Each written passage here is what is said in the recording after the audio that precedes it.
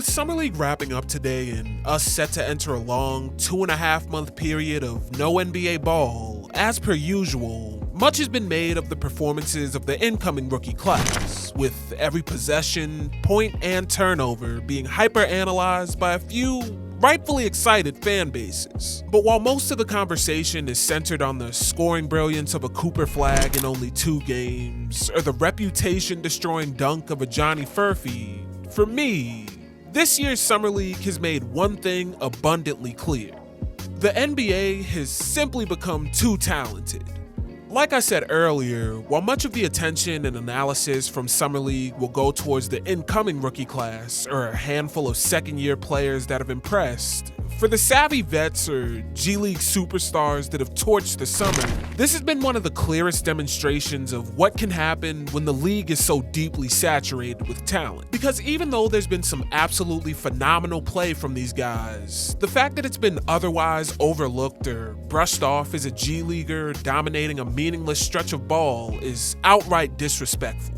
And here on this channel, we simply can't let that slide. So today we're going to be taking a look at some of Summer League's biggest risers, their varying paths through the NBA, and discover how you save your career in just 10 days. For our first player, we have David Jones Garcia. If we're being honest, David Jones Garcia truly was the inspiration for me making this video. Because the story of an unknown G League player stealing the show from a bunch of incoming rookies is simply too good of a story for me to pass up. But if you go by the raw numbers and film of his scoring versatility, it's not a stretch to say that Jones Garcia has been the best scorer in all of Summer League. Hailing from the Dominican Republic, the 6'6" guard spent 4 years at 3 different schools, finishing up his career at Memphis in the 2023-24 season. And in his senior year of college, the one thing Garcia made clear was that he was about a bucket. He'd average a monster 21.8 points and 7.6 rebounds for the season, shooting a respectable 45.9% from the field and an incredibly improved 38% from 3 on a career-high 6.5 attempts a game. Despite him scoring in double digits in every game his senior year and showcasing consistent volume scoring and shot creation potential, what few scouts that did pay attention to his play and bothered to make a report had little interest in his scoring impact at the next level. In fact, in a scouting report from Sports Illustrated's Draft Digest staff, though they clarified that he was an NBA-level talent, the draft scouting team made it clear that if Garcia wanted a chance to stick in the league, he would need to bring much more to the table than just scoring. Writing, quote, "Moving forward, Jones will need to improve his decision-making and handle, while also ensuring he can impact winning without being a volume scorer. He has a clear path to being a quality NBA contributor regardless, but his role will look very different than it did at Memphis." And unfortunately, Jones Garcia wouldn't hear his name called on draft night. And after signing a 2-way deal with Utah and being waived, he'd end up with the Mexico City Capitanes. And to say he lit up the G League would be an understatement. Through 31 games, Jones Garcia averaged 24.5 points and 7.5 rebounds, shooting 48.4% from the field and 34.3% from 3 on 5.3 attempts a game. Despite his high usage rate of a 29.9, which placed him second in the league only behind J.D. Davidson, Garcia managed to maintain elite efficiency, with his 62.6% true shooting percentage placing him 32nd in the league amongst all players. And while scouts were vocal in their skepticism surrounding his one-note scoring production having a real impact on the game, among players who played at least 30 games in the G this season, Jones Garcia had the highest player impact estimate in the league at a 16.5.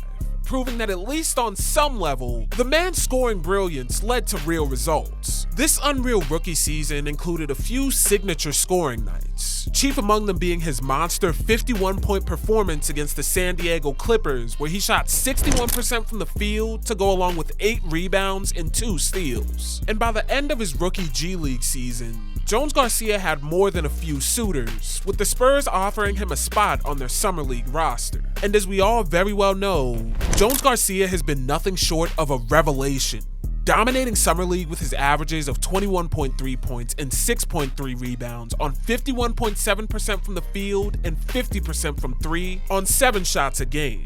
putting him on the map for Spurs fans as a guy who could legitimately see some action this upcoming season. But regardless of where or even if Garcia signs a contract in the NBA next season, don't let the name on the front of the jersey or the status of the league fool you, because the man is an all-world level scorer. But this brings us to our second player on the list, Naquan Tomlin. Though it hasn't been met with the same level of adoration and praise that Jones Garcia has been receiving, Cavaliers forward Naquan Tomlin has similarly been one of the most dominant players in all of Summer League.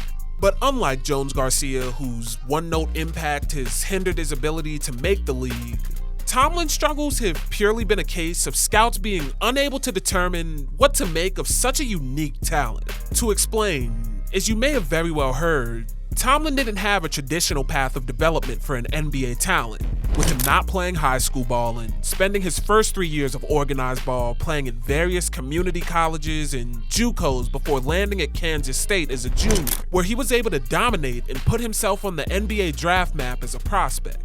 But after returning to school for his senior year in 23-24, Tomlin was forced to transfer to Memphis after an arrest got him dismissed from Kansas State prior to the season.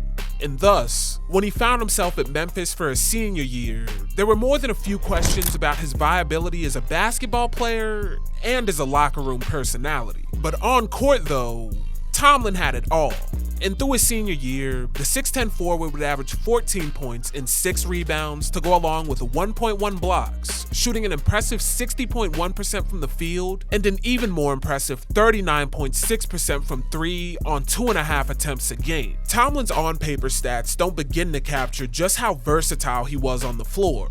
With a slick handle built from years of playing park basketball in New York, and a motor in transition and tenacity both on the glass and as a cutter, by all accounts, Tomlin should have been a surefire draft pick in 2024. But due to the sheer amount of questions surrounding who he was as a relatively new organized ball player, scouts couldn't pin down his trajectory.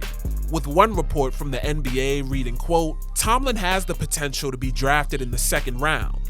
NBA front offices may view his relative lack of experience as a positive or negative depending on opinions regarding development, but there's no doubt he's grown exponentially as a player. Ultimately, he may be asked to play in the G League or be a deep NBA bench player as a rookie, but his trajectory may vault him past that sooner than later. And come draft night, this scouting prediction became a reality, as Tomlin found himself undrafted, with him joining the Cleveland Charge for the 2024-25 season. But while scouts may have nonchalantly predicted him playing his way into the league, nobody was prepared for just how dominant Tomlin would be for this season. Because through 32 games, Tomlin would look like a man on a mission, averaging 20.8 points and 8.5 rebounds to go along with 1.8 blocks and 1.3 steals on an unreal 53.7% from the field and a respectable 34.1% from 3 on 5.7 attempts a game. Tomlin's impact goes far beyond his base stats though,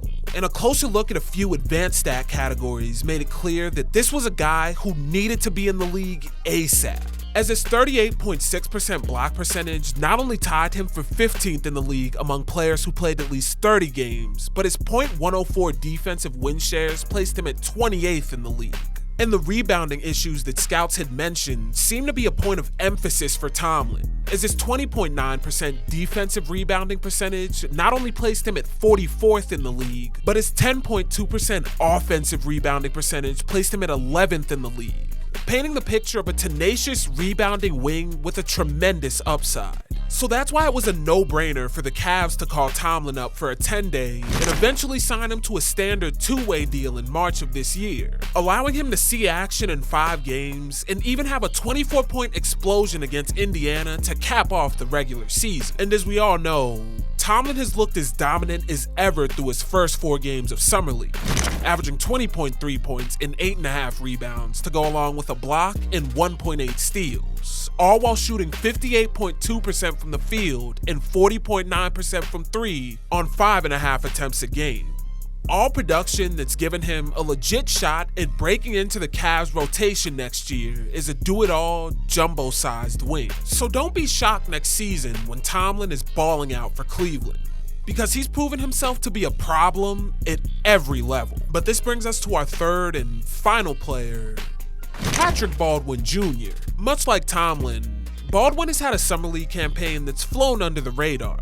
But for Baldwin especially, this year's Summer League looks to be the turning point for a guy who's always had the makings of an elite player, but has just never been able to put it all together. Baldwin Jr. was a highly touted 5-star prospect entering his freshman year of college in 2021.